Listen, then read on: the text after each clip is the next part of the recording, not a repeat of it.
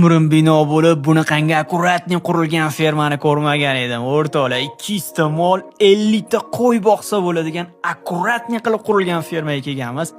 Ipidan ignasigacha tayyor holatda. Mollarga shunaqangi zo'r sharoit qilinganki, har bitta mol mikroklimatlar tagida, ventilyatorlar ostida yozgi kunida muzdek kinada o'tiradi. Tabiiy quyosh nuri tushadigan tuynuklarigacha bor ekan. Ishchilar uchun bo'lsa 5 ta xona yangi qurilgan uylari, oshxona mebellarigacha, dushlarigacha tayyor holatda hali hech kim yashamagan ekan.